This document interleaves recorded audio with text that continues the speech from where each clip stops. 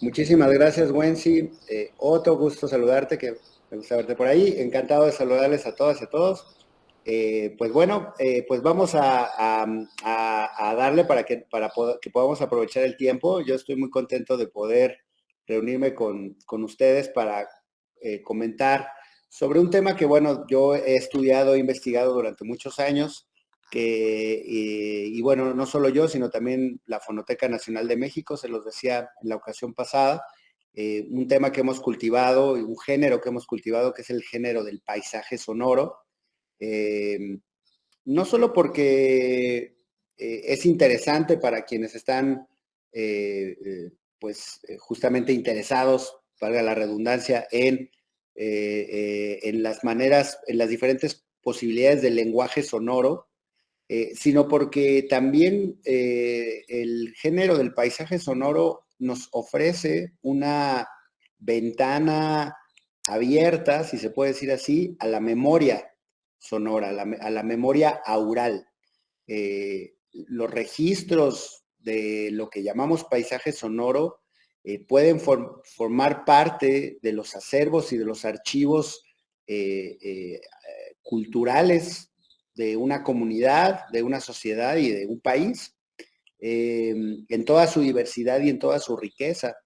Ya en la sesión pasada estuvimos comentando algunos conceptos, digamos, que serían relevantes para comprender mejor o acercarnos mejor a la idea de paisaje sonoro. Y mi intención en esta sesión pues sería continuar porque no terminamos de revisarlos, entonces me gustaría terminar de comentarlos con ustedes y después me gustaría que dedicáramos al final un espacio para poder escuchar una pieza muy bonita que creo que es muy significativa de lo que se puede trabajar en el ámbito del paisaje sonoro y que además está hecha por una de las personas quizá con mayor ascendencia o con mayor influencia en el campo, que es la compositora y creadora Hildegard Westerkamp. Entonces me gustaría que al final destináramos unos 10 minutos, si me lo permiten, para escuchar esta pieza. Yo espero que ustedes tengan ahí las condiciones adecuadas para poderlo escuchar. Entiendo que me están escuchando en un altoparlante, en una bocina, ¿correcto? Eh, Sí, Tito, directamente del audio del monitor como tal, pero se escucha bien. No sé si bueno, es... buenísimo. Pero Qué bueno, excelente. Dije, no sea que estemos ahora en un medio, en un teléfono o algo así, quizá no valdría tanto la pena, pero si estamos en el monitor de televisión, pues yo creo que va a sonar muy bien. Y entonces, pues bueno, me voy a arrancar. Estoy entendiendo que todos quienes nos escuchan estuvieron en la sesión pasada, ¿es correcto? ¿O tenemos público diferente? se han incorporado algunos directores, muchos estuvieron en la sesión pasada, pero se han incorporado algunos directores que escucharon sobre el tema y que conocen. Y Bien. además ya se puso en acceso también en la primera sesión. Ok. Entonces lo que voy a hacer es que diré de manera muy abreviada lo que vimos en la sesión pasada para que se puedan familiarizar quienes no tuvieron la oportunidad de estar y que podamos tener como que todos el tema más redondo. Y pues para quien lo escuchó, pues servirá de repaso, que siempre puede ser útil, ¿no? Para reafirmar algunos conceptos o preguntas o reflexiones que ustedes quisieran plantear al final, que trataríamos también de dejar unos minutos para ese intercambio, ¿no? Les decía yo que el concepto de paisaje sonoro, pues, proviene de un neologismo, un término nuevo que se acuñó en inglés, que es el término de soundscape, y que sería traducible en español menos efectivo y menos sintético, como a veces es el inglés, al término de paisaje sonoro, ¿no? Y decíamos que refiere básicamente como concepto a los sonidos que pueden ser escuchados como un conjunto en un momento o en un territorio determinado, ¿no? Eh, por una parte tenemos al paisaje sonoro como la manifestación fenoménica, pero por otra parte tenemos a una serie de disciplinas que lo estudian o lo trabajan y que han sido ya algunas personas algunos colegas han dado en llamarlos estudios sobre el paisaje sonoro. Me regreso. Pero... Bueno, ahí probamos, sirve de que probamos que se está escuchando, ¿verdad? Si escuchan este pequeño paisaje sonoro.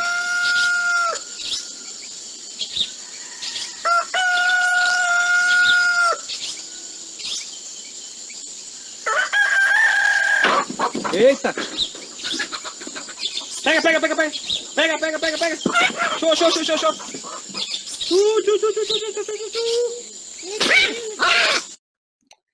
Los paisajes sonoros pueden ser tan amplios o versátiles como los sonidos mismos. Tienen una cualidad que es el hecho de que, ya lo veíamos la vez pasada, el hecho de que ocurren por una sinergia de movimientos o de acciones que se desatan en un momento determinado. Lo interesante del paisaje sonoro, a diferencia de una composición, que ya lo veíamos, incluso aunque hay un género de composición sobre el paisaje sonoro, pero, y con esto empiezo, repito algunas de las cosas que dijimos y abundo en cosas nuevas. La diferencia entre el paisaje sonoro per se y una composición es que en el paisaje sonoro no hay intención de producir una armonía o un arreglo para la escucha, sino que más bien normalmente, puede ser, todo puede ocurrir, pero normalmente tenemos a seres que se comportan de manera sonora y que producto de sus acciones producen sonidos, por ejemplo un gallo, por ejemplo una gallina, por ejemplo aves, por ejemplo nosotros, por ejemplo niños, por ejemplo maquinarias, por ejemplo el viento a través de las hojas de los árboles, por ejemplo el agua cayendo en alguna caída de agua, una fuente. Todos esos sonidos pueden conformar un paisaje sonoro, pero vale la pena reconocer que en principio no es que estén siendo producidos para crear un paisaje sonoro.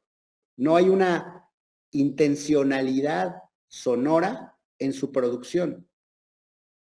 Hay otras intencionalidades. Por ejemplo, quienes estudian los sonidos de los animales desde la biología acústica, pues, por ejemplo, se han interesado en descifrar si los sonidos que producen los animales tienen, por ejemplo, un significado, si pueden tener una semántica, si podemos hablar de una comunicación entre las especies o inclusive interespecies, ¿no? Y bueno, hay varias teorías ahí que profundizan en ello, pero lo cierto es que inclusive si pensásemos que, por ejemplo, un ave, su canto, tiene un índice comunicativo, podríamos aún preguntarnos si el ave está pensando en la sonoridad específica que está produciendo.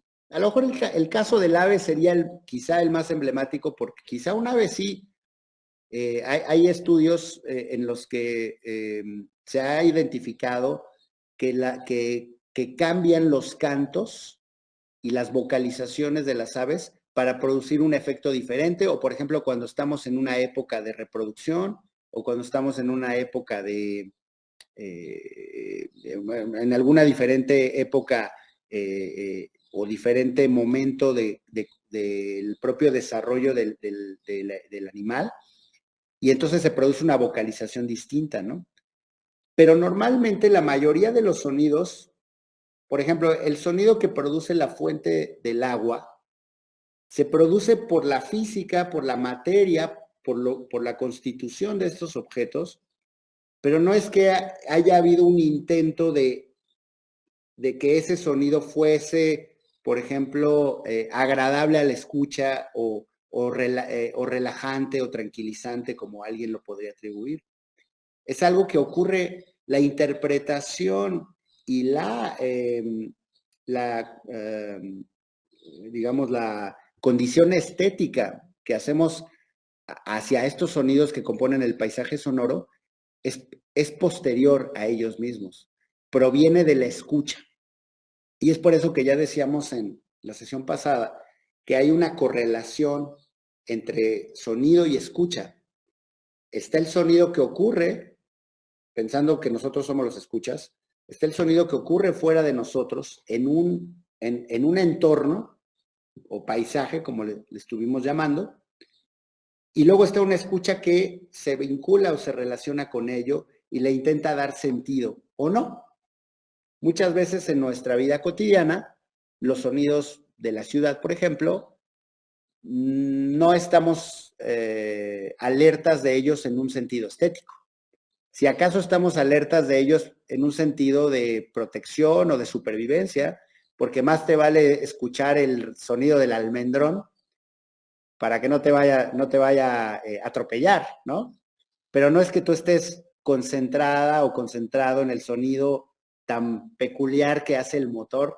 Y bueno, para nosotros, por ejemplo, que estamos en México, cuando vamos a Cuba, son unos sonidos que nos sorprenden porque son unos autos que nosotros no tenemos acá y eso genera, por ejemplo, un paisaje sonoro muy diferente, ¿no? El paisaje sonoro citadino de la ciudad de La Habana, por ejemplo, es muy diferente al de la Ciudad de México, nada más por la constitución material de los motores de los autos que son distintos no en su totalidad, pero en buena parte de ellos, ¿no? Pero los escuchamos de manera, porque no podemos, porque como como se dice constantemente, no tenemos párpados en los oídos, no podemos evitar dejar de escuchar, pero nuestra vinculación con esos sonidos siempre tendrá una finalidad distinta. No necesariamente tiene que ser estética, puede ser que nos comunique un mensaje. Por ejemplo, si tocan la puerta, nosotros entendemos que alguien está entrando o que alguien quiere entrar a la habitación en la que se está tocando, pero no necesariamente nos estamos fijando en la constitución matérica, de textura, de frecuencia de esos sonidos, ¿no? Eso es algo que ocurre una vez que ya estamos en un modo de escucha en el que el paisaje sonoro quiere significar algo para nosotros, o mejor dicho, queremos nosotros que signifique algo para nuestra escucha, ¿correcto? Y así, por ejemplo, decíamos pues que el proyecto mundial de paisaje sonoro o World Soundscape Project surgió en Vancouver, en Canadá, con estos artistas, investigadores, que se preocupaban por cómo pasar del sonido que ocurre de manera inconsciente en torno a nosotros a un estudio que nos vincule con cómo ese sonido nos afecta, qué de ese sonido nos gusta, qué no nos gusta, cómo ese sonido modula o establece ciertas dinámicas sociales. Todo eso fue lo que estuvimos viendo en la sesión pasada, como ustedes recordarán. Y entonces yo les decía que nos convenía pensar, considerando que el término paisaje sonoro se creó en los años 70 del siglo XX, pues ya, digamos que ya hace 50 años, ¿no? Que se acuñó este término, pues sí, 1973. Entonces les decía que el término paisaje sonoro se acuñó hace 50 años. Hoy en día ya quizá lo vemos un poco diferente. Por ejemplo, les comparto, desde la fonoteca, nosotros ya en la sesión pasada les hablaba yo de el proyecto de paisaje sonoro de México y cómo estábamos tratando de construir un mapa en donde pudiésemos de alguna manera conectar registros de grabaciones de paisaje con localidades específicas que de manera geolocalizada pudiesen darnos cuenta de las sonoridades de un territorio. Eso lo empezamos a hacer hace 15 años, pero fíjense que ahora, después de 15 años, el campo de los estudios sonoros se ha desarrollado de una manera muy amplia. La literatura y los estudios o las aproximaciones teóricas y que se han hecho desde diferentes disciplinas al tema de lo sonoro y particularmente del concepto de paisaje sonoro, pues ya nos hacen tal vez hoy en día pensarlo un poco distinto, puesto que pues hay ciertas categorías sociológicas o filosóficas que también vale la pena considerar. No sería espacio ahora para entrar en este detalle. Yo espero que si tenemos una tercera sesión presencial, ya podríamos por allá poder debatir y también escuchar sus puntos de vista, o quizá debería de decir sus puntos de escucha al respecto. Pero sí me gustaría comentarles que por ejemplo, de manera personal y también como del proyecto ahora de la Fonoteca, hemos decidido ya no hablar tanto de paisaje sonoro, sino mejor de entorno sonoro. Si bien es cierto que la palabra podría ser equivalente, todo depende de la carga semántica que le demos, justamente la carga semántica que le quisiéramos dar al término de entorno es que el paisaje tiene, como el propio término lo dice, tiene un poco esta idea de distancia, ¿no? Cierta separación entre esos sonidos que ocurren y la persona que los escucha. Y de hecho, lo decíamos en la sesión pasada, en términos de el paisaje visual, la herencia que esto se trae de la pintura y de los géneros artísticos que trabajan desde la visualidad con el paisaje como campo estético, no a cualquier cosa se le llama paisaje, ¿no? O sea, el paisaje tiene ciertas características, ciertos encuadres que hacen que la percepción o la sensibilidad quiera vincularse a ellos como un paisaje. Y está bien, es decir, claro que podemos tener una visión contemplativa de los paisajes sonoros. De hecho, parte de eso es muy importante. Pero ahora nosotros también le queremos dar un enfoque no solo de lo contemplativo, sino también la afección. Es decir, lo que ese paisaje te involucra como individuo, pero también como grupo y como comunidad. Y entonces pensamos que el término de entorno sonoro puede darnos un poco más esta idea de que no es nada más el paisaje en el que tú vas y de manera a distancia, distanciadamente, porque, o de manera contemplativa, te dispones a escuchar, sino que ese entorno te afecta directamente porque lo vives, sino que vives en esa circunstancia.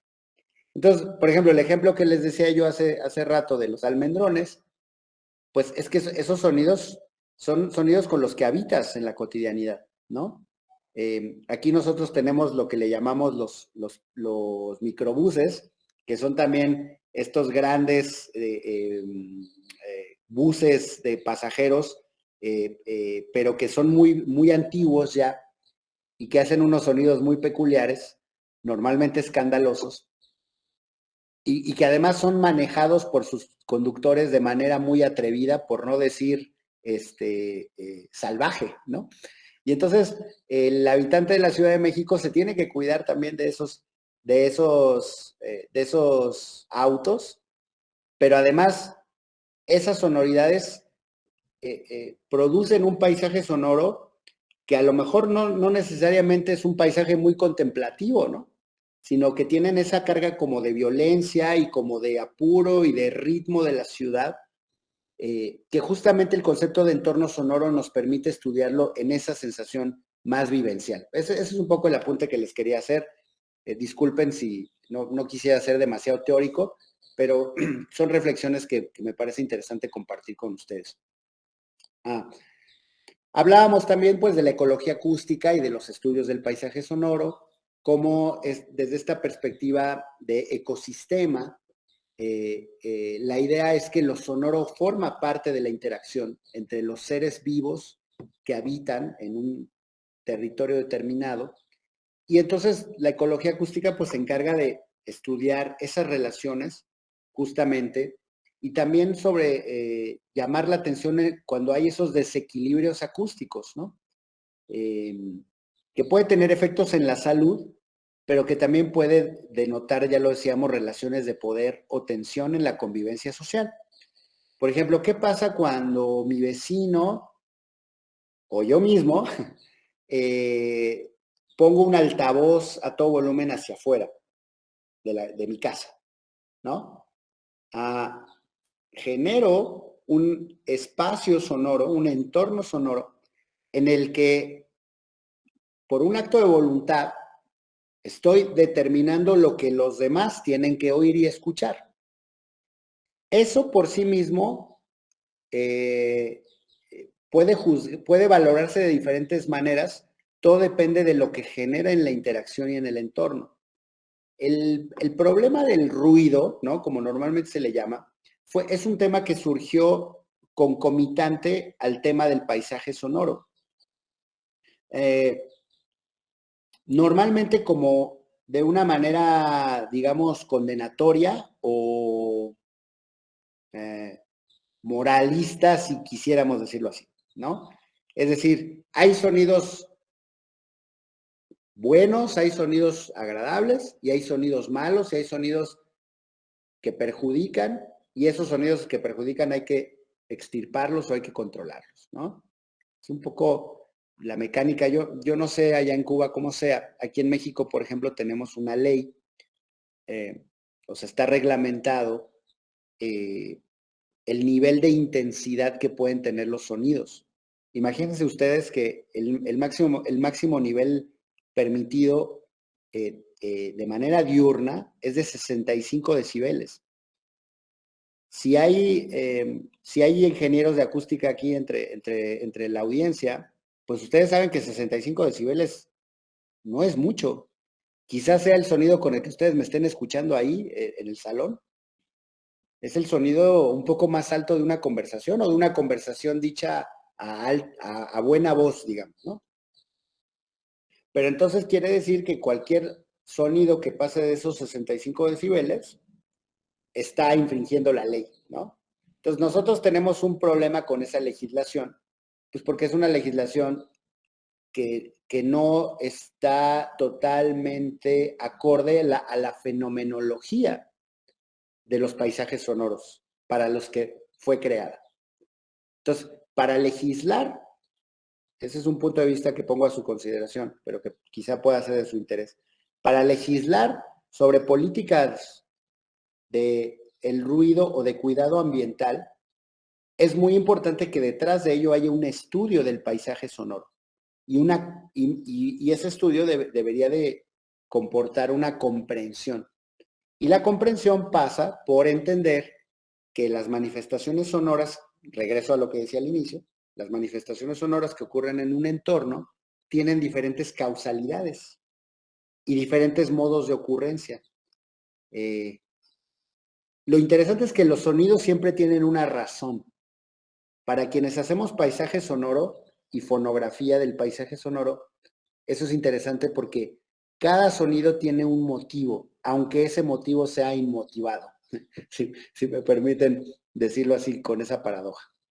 El perro ladró y no sabemos si ladró porque tenía hambre o porque se asustó o porque quiso llamar la atención de alguien, pero tiene una razón. El auto rechinó sus llantas por una razón específica, porque quiso detenerse de manera intempestiva o brusca. Bueno, sus llantas, sus gomas, quiero decir, ¿no? Creo que ustedes le dicen gomas a las llantas. Nosotros acá le decimos llantas, del automóvil, ¿no? Y rechinaron las gomas porque hubo un movimiento y un gesto que habla de una realidad. Quienes grabamos esos sonidos y que, como decíamos, hacemos un registro de esos sonidos, estamos de alguna manera plasmando la narrativa de esas acciones y de esas motivaciones. Y estamos también vinculándonos a esa interacción. Por ejemplo, cuando en un lugar hay lo que les decía de los equilibrios o de la ecología acústica, cuando en un lugar hay un sonido que prevalece sobre los otros, vamos a pensar el sonido de una música puesta en unos altavoces por una persona específica, todas las demás personas y todos los demás seres que escuchan en ese entorno tienen que escuchar a ese sonido y ese sonido es preponderante. Y uno se podría preguntar, bueno, y ese sonido tiene que ser, o sea, ¿por qué tiene que ser ese sonido? ¿quién decidió que tenía que ser ese sonido? ¿Fue producto de una decisión? ¿Fue producto de un acuerdo? ¿Fue producto de una imposición? ¿No? Y entonces ya estamos estudiando la dinámica tan sutil, pero también tan activa que puede haber detrás de la configuración de los paisajes sonoros. El registro en la escuela canadiense, lo que les decía, en la Universidad Simon Fraser de Canadá, comenzó haciéndose para determinar qué tan ruidosa era la ciudad y un poco poder advertir a los ciudadanos de que los niveles de ruido, dicho así, de las ciudades contemporáneas, no solo eran perjudiciales para la salud, sino que nos estaban impidiendo escuchar otras cosas. Ese era un poco como la llamada de atención de la escuela canadiense. Hoy en día podemos pensarlo ciertamente así, pero también podemos complejizarlo pensando en que de alguna manera la ciudad o las comunidades producen y generan los sonidos que necesitan, lo cual es no digo que es una afirmación, sería una pregunta, ¿no? ¿Es esto así? ¿Necesitamos de esos sonidos? ¿O más bien estamos condenados a esos sonidos justamente porque detrás de su producción no hay una idea composicional o no hay una idea de diseño, como les decíamos en la sesión pasada, ¿no? Que se podían diseñar esos paisajes sonoros para generar, para producir un entorno que fuese más agradable o más transparente en términos de la posibilidad de escuchar. Ahora lo veremos por qué. O el diseño sonoro ya a nivel social siempre significaría una imposición o una violencia, ¿no? Recordemos que les decía yo que hay un género dentro del paisaje sonoro que se llama composición del paisaje sonoro, que tiene que ver con la idea de que con estos sonidos podemos generar obras, como las que les voy a poner a escuchar en un momento más. Pero también ha habido, por ejemplo, compositores como John Cage, no sé si alguno de ustedes conozca su trabajo, que decía, es que, a ver, yo no tengo por qué alterar nada del paisaje sonoro. El paisaje sonoro per se es una obra. Lo único que tengo yo que hacer es ponerme a la escucha, como diría Jean-Luc Nancy, ponerme atento o alerta y a tener un ejercicio contemplativo con ese paisaje sonoro. Y así Cage decía, claro, es una filosofía muy peculiar la de Cage, en donde, como ustedes saben, el azar es el eje de la composición, ¿no? Entonces Cage decía, yo prefiero, y me resulta más artístico o estético, escuchar el ruido que suena o los sonidos que suenan en mi departamento de la Quinta Avenida de Nueva York que la Quinta Sinfonía de Beethoven, ¿no? Un poco porque desde la perspectiva de John Cage estaba esta idea de que el compositor, al conducir los sonidos y al determinar qué sonidos suenan y cuáles no, está ejerciendo una violencia. Y que la libertad de la escucha y la libertad de la vida estaba justamente más bien vinculada a una escucha que no tiene asidero, una escucha que no está pensando en controlar o en conducir la composición, sino más bien en entender la realidad tal cual es. Y de ahí el budismo de John Cage, ¿no? Que es simplemente lo que propone el budismo es observa la realidad y no la juzgues, ¿no? Esto se puede vincular mucho con lo que podemos pensar del paisaje sonoro. El paisaje sonoro debemos de entenderlo, debemos de disfrutarlo, debemos de juzgarlo, debemos de transformarlo. ¿Cuál es la relación que tejemos con el paisaje sonoro? Esa creo que es una pregunta bien, bien importante, bien interesante, que en todo momento vale la pena hacerse. Ya decíamos el concepto de esquizofonía, lo comentamos, es esta idea de Murray Schafer de que los sonidos al quedar grabados quedan dislocados de su fuente. Y esa idea de que después nosotros ponemos play, reproducimos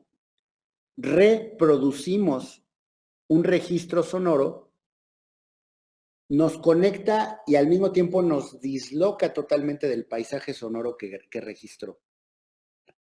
Lo hablábamos la vez pasada. Si yo registrara, por ejemplo, estos sonidos de los que hablaba de la Ciudad de México, y se los pongo a ustedes, y si ustedes no han tenido la ocasión de escucharlos y de vivir los sonidos de la Ciudad de México, la relación a través de la grabación va a ser una muy distinta de quien vive y está en el entorno. Lo mismo los sonidos de los almendrones que les decía yo, si se los ponen aquí a mis compatriotas que no hayan estado en esa hermosa ciudad que es La Habana,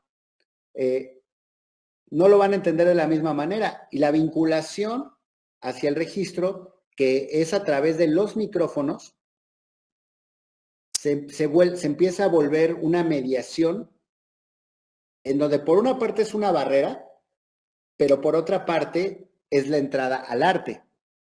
Porque entonces entra todo un arte fonográfico, todo un arte de registro, en donde la tarea es cómo yo le comunico a otra persona que no vivió ese entorno sonoro, cuáles son las características, cuál es la narrativa de ese paisaje y cuáles eran esos motivos inmotivados de todos esos sonidos que ocurrieron en ese entorno determinado. Entonces, la esquizofonía la podemos ver como un problema, pero también como un territorio de oportunidad, en donde podemos entrar en un mundo también de imaginación acústica.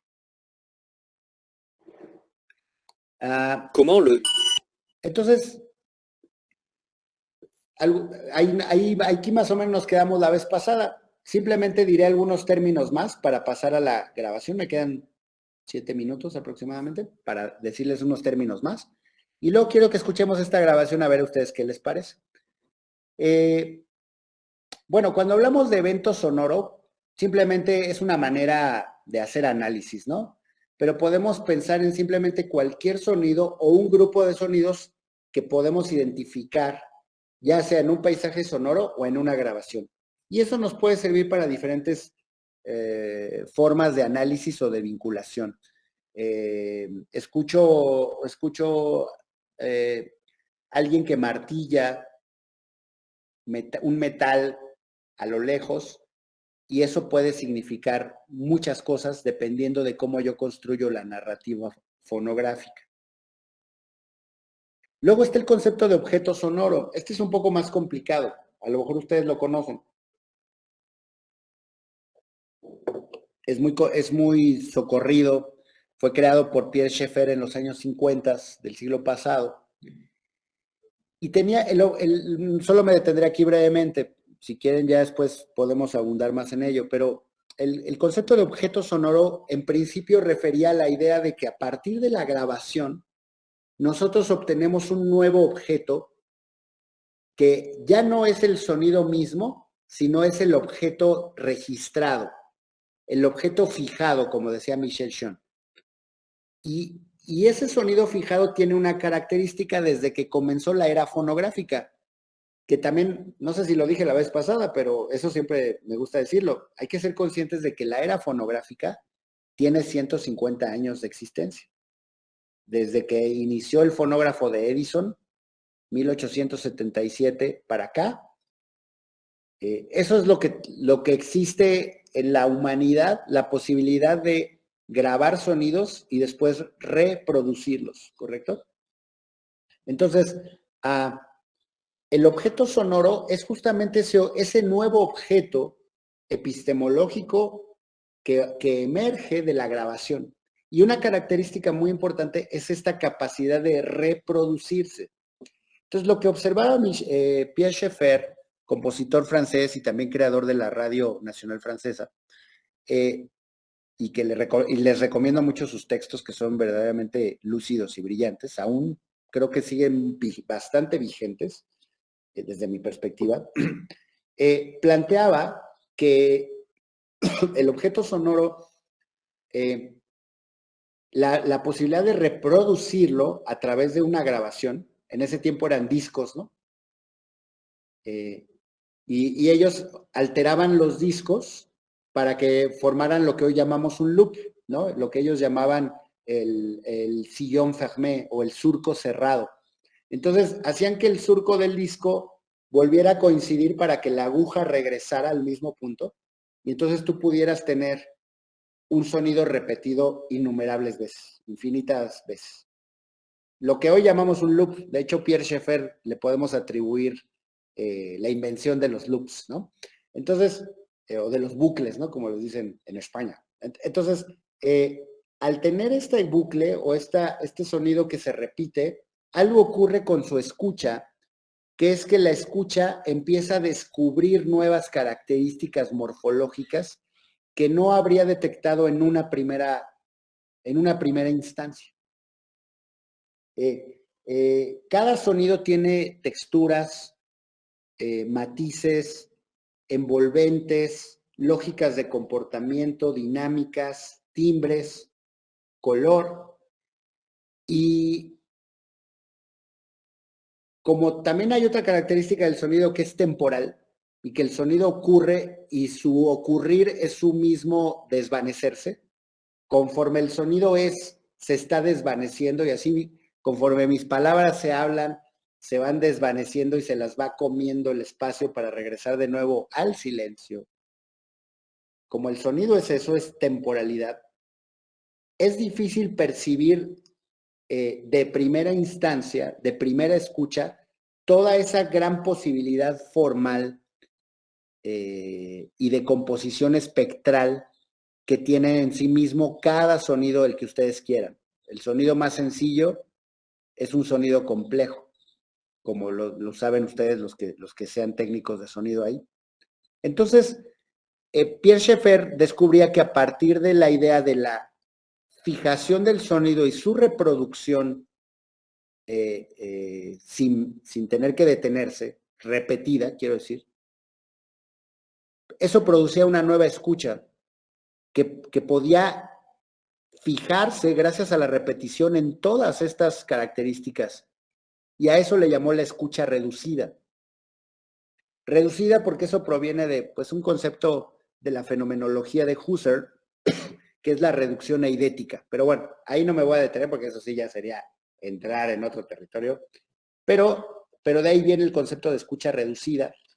Y básicamente a lo que nos sirve para la idea de paisaje sonoro es que una vez que registramos los sonidos con un fonógrafo, es decir, con una grabadora, y producimos una esquizofonía, es decir, dislocamos el sonido de su fuente para llevarlo a una grabación y a una reproducción que siempre será posterior al evento sonoro,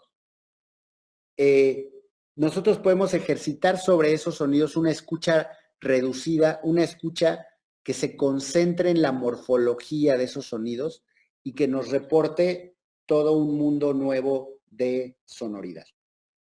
Entonces, ese concepto creo que es muy interesante, pero más como concepto, como práctica, ¿no? Y ahí van a aparecer muchas cosas, como por ejemplo la firma espacial, que es el hecho de que cada sonido lleva en sí mismo la silueta del espacio. Esto que llamamos la reverberación, ustedes a lo mejor me perciben desde el cuarto en que yo estoy con una reverberación específica, y eso es porque este cuarto tiene un cierto tamaño y tiene una cierta altura. Y entonces este sonido que está siendo registrado a través de un micrófono percibe también las condiciones espaciales. Eso lo saben mucho los sonidistas de cine.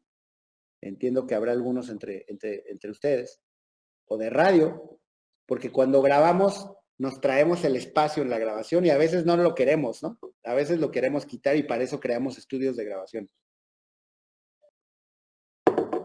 Pero en el paisaje sonoro, que todo se hace en campo, la firma espacial es muy importante. Es decir, El sonido en su espacio significa el sonido en su entorno. Ahí es donde queremos a los sonidos. No es tanto que los queramos llevar al estudio para aislarlos y producir una nueva obra, que es lo que hacía básicamente la música concreta de Pierre Schaeffer y de sus discípulos, sino que lo que queremos, si bien a través de procesos de montaje y de efectos digitales y lo que ustedes gusten, aplicar sobre esos sonidos, lo que queremos es regresar al sonido a como era en su entorno y a plantear una escucha posible de él, asumiendo que la fonografía es una mediación. ¿De acuerdo? Bueno, aquí me voy a detener para que escuchemos la pieza porque no los quiero cansar con tanta habladuría. Espero que estos conceptos les sean de interés. Estos son conceptos de análisis que creo que nos podemos saltar. A lo mejor sí es interesante mencionar el de Soundmark, porque Soundmark le llamó Murray Schaeffer a esta idea de lo que podemos traducir como marca sonora. Son sonidos que por su permanencia, su presencia continua o su antigüedad, son identificados por una comunidad como parte fundamental y simbólica de su paisaje sonoro, ¿no? Un ejemplo icónico era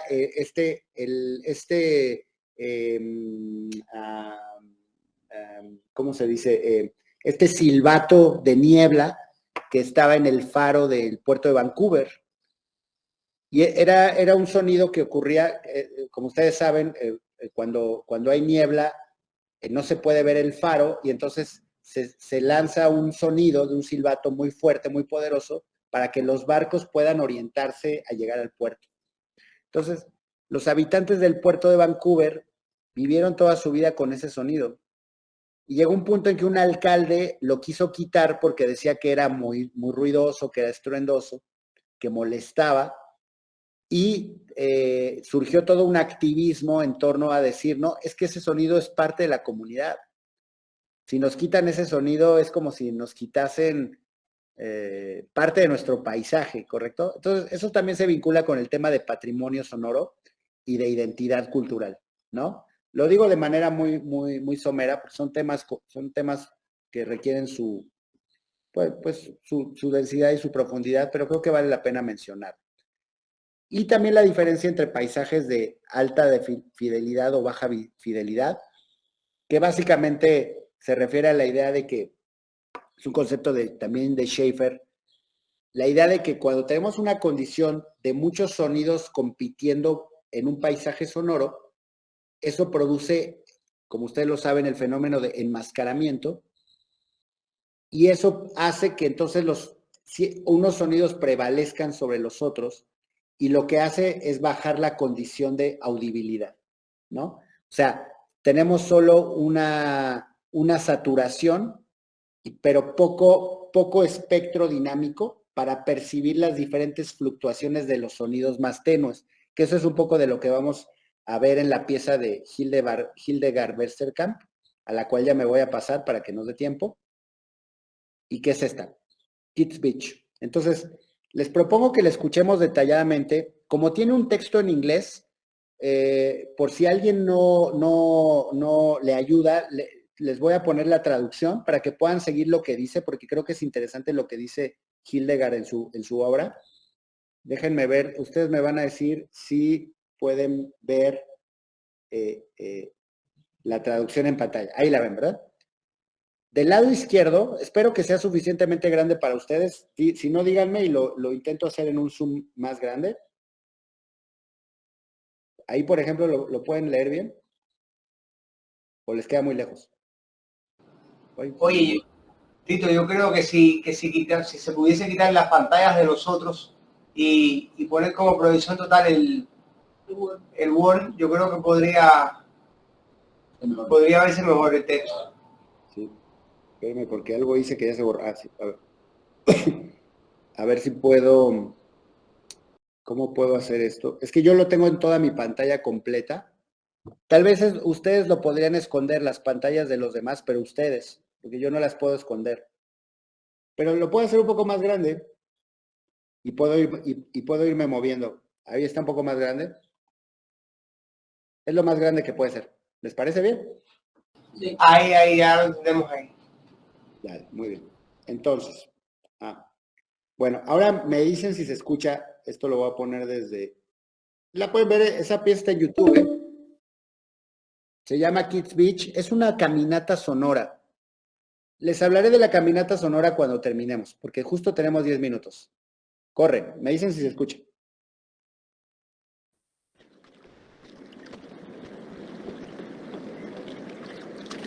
Sí se escucha, ¿verdad?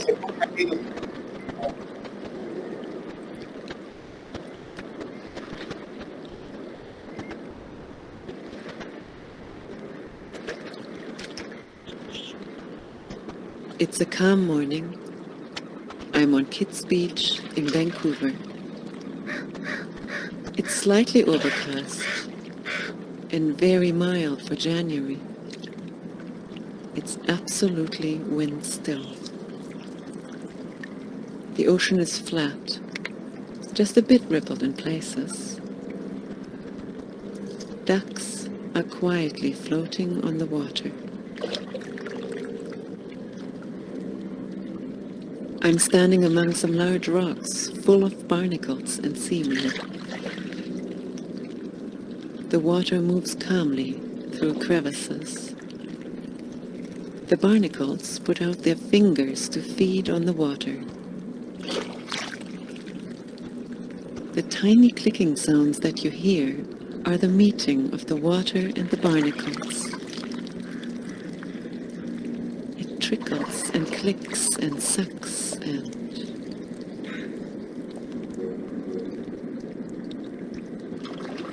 The city is roaring around these tiny sounds, but it's not masking them.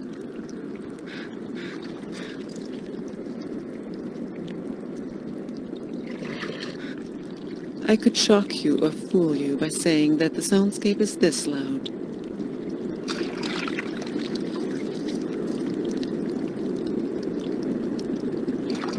But it is more like this.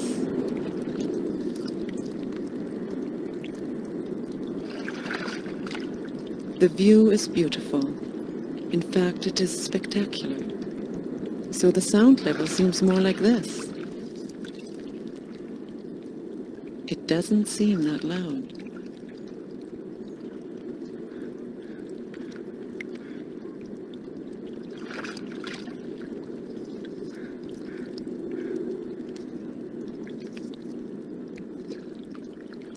But I'm trying to listen to those tiny sounds in more detail now. Suddenly, the background sound of the city seems louder again. It interferes with my listening. It occupies all acoustic space, and I can't hear the barnacles in all their tininess. It seems too much effort to filter the city out.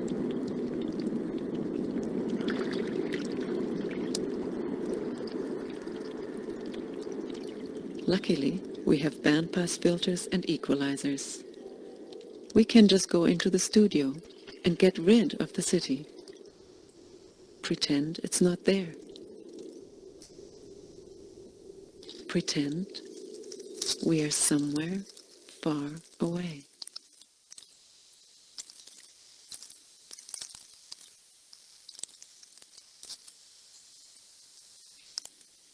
These are the tiny, the intimate voices of nature, of bodies, of dreams, of the imagination.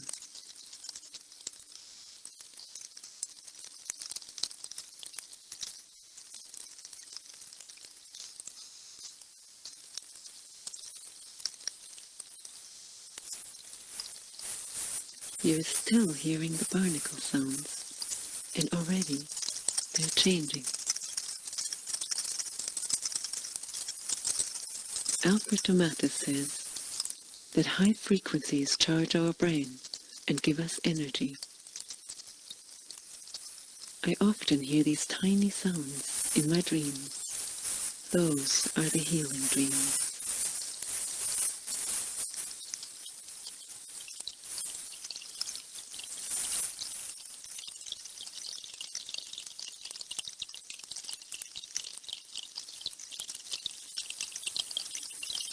In one dream, women living in an ancient mountain village were weaving the most beautiful silken fabric. It sounded like a million tiny voices, whispering, swishing, clicking, sizzling.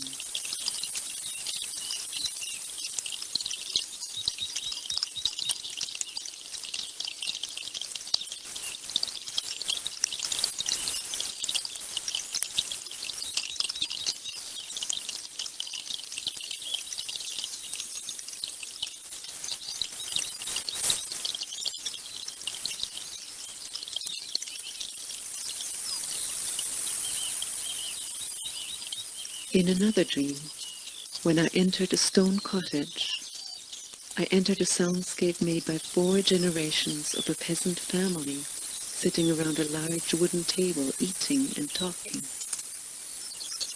smacking and clicking and sucking and spitting and howling and biting and singing and laughing and weeping and kissing and gurgling and whispering.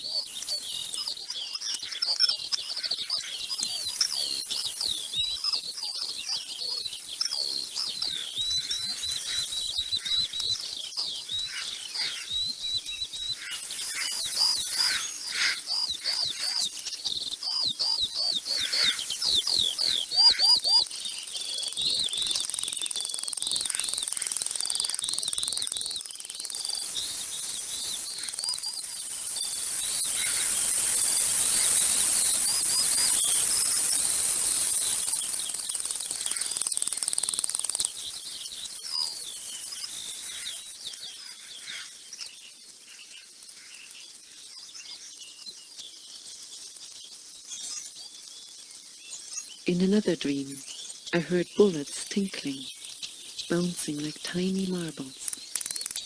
A man was pursuing me with a gun. I was frightened, but the bullets tinkled. Metallic, tiny, seductive semen tinkling all around me. Like in Xenakis Concrete pH2, made from the sounds of the discharge of smoldering charcoal, tinkling all over the Brussels pavilion, like needles starting from everywhere, as Xenakis says.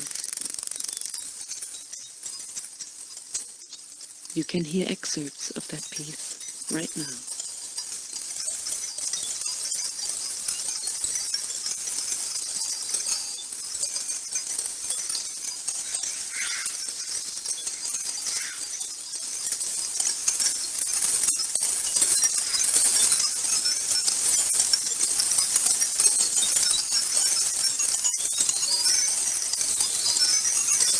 In another dream, sitting in the car with a woman friend, I heard sounds of glass blinking and tinkling, sparkling. On the car radio they announced that it was Mozart, the way Tomatis wants us to hear Mozart, tinkling and sparkling.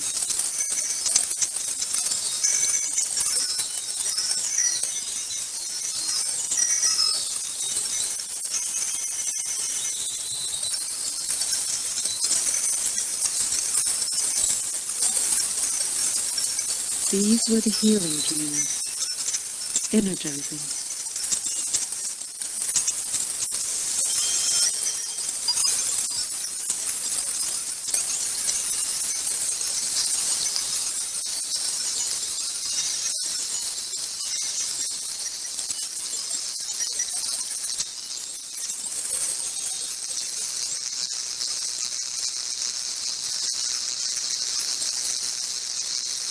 As soon as I make space to hear sounds like this, or to dream them, then I feel the strength to face the city again, or even to be playful with it.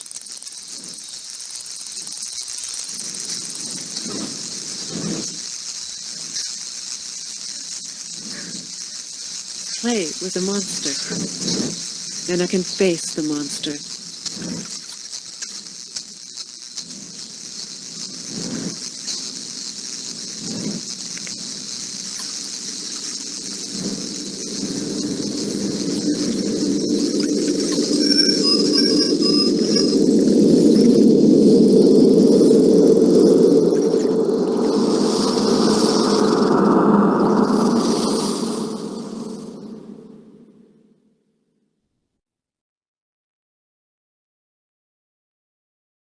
Ahí estoy.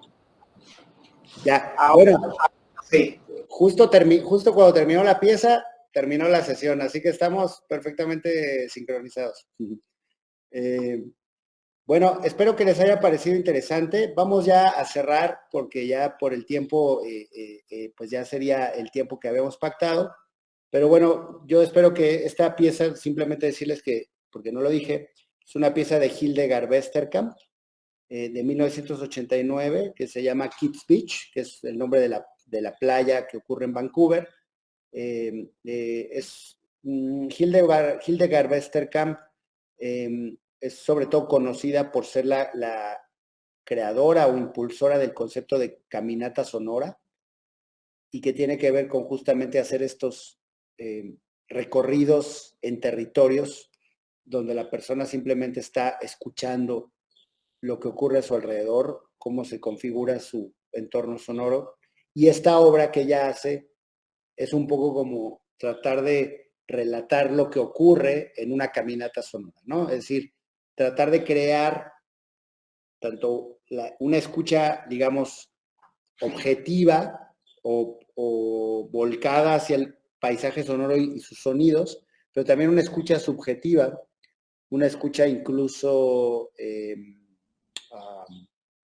onírica, podríamos decir, en la que esos sonidos sirven de vehículo para transportarnos a otro territorio, a un territorio de imaginación, ¿no? Que creo que es algo de lo que puede llegar a ser también el género de paisajes sonoros, ya pensado como pieza artística, como obra, como género artístico, y que es quizá de lo que más interesante podría ser para un público hipotético.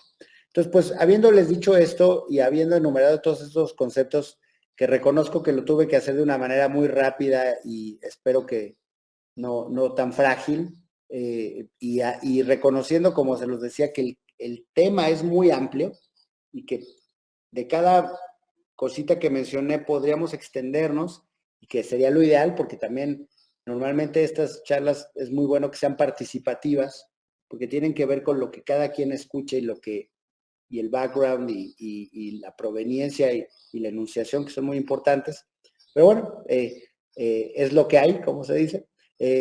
Yo les agradezco muchísimo su atención y su escucha, a Wency y a Otto por la invitación y también pues por todo el esfuerzo técnico que sé que lo hubo para poder generar esta video sesión. Y pues si quisieran comentar algo o preguntar algo brevemente, tendríamos unos minutos más, pero tampoco yo les quiero quitar mucho tiempo a ustedes tampoco. Tú me dices, Wency. Sí, gracias, Tito. ¿Alguna pregunta, algún comentario? Solo recordar que tenemos ya en redes sociales, en el canal de YouTube, se los vamos a estar enviando ya a la fonoteca, Tito, el video del primer encuentro, que ya vamos a trabajar en montar el segundo, seguir difundiéndolo, bueno, y concebir cómo puede ser ya buscando que las personas puedan comenzar a experimentar aquí, a ejercicio que nos ayude, porque creo que ya los conceptos nos ayudan mucho a conocer qué tanto de lo que hacemos en nuestro trabajo nos puede servir. Inclusive es bastante de experimentación de que uno lo puede hacer en la calle, en una noche, en una salida, puede ir grabando con el teléfono, va experimentando. Me recuerda mucho lo que es la música contemporánea. Veo sonidos sentí sonidos ahí donde parecía el teremín, es un instrumento muy mágico, muy interesante, el teremín, y sentí sonoridades que son muy interesantes, pero bueno, nada, creo que podemos explotar la vía esta online de enviar preguntas, hacer comentarios y compartiéndolas en las redes sociales. Si alguien quisiera agregar algo. Bueno, nada, agradecerte, están todos aquí, ya la mayoría de los que están aquí estuvieron en la ocasión anterior, así que creo que para nada, ante todo para nada frágil la explicación, muy interesante y con esta última muestra muy ilustrativa. Y nada, volvernos a encontrar y seguir trabajando en ese sentido y agradecerle a la Fonoteca Nacional de México, a Gustavo, a ti, a todos los colegas y al equipo técnico también por allá que nos ayudan. Claro que sí, igualmente aquí también les manda Gustavo y todo el equipo saludos.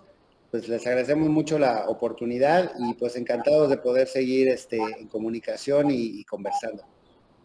Un fuerte abrazo para todas y todos. Bueno, hasta la próxima. Hasta pronto. Espero que nos podamos ver. Listo.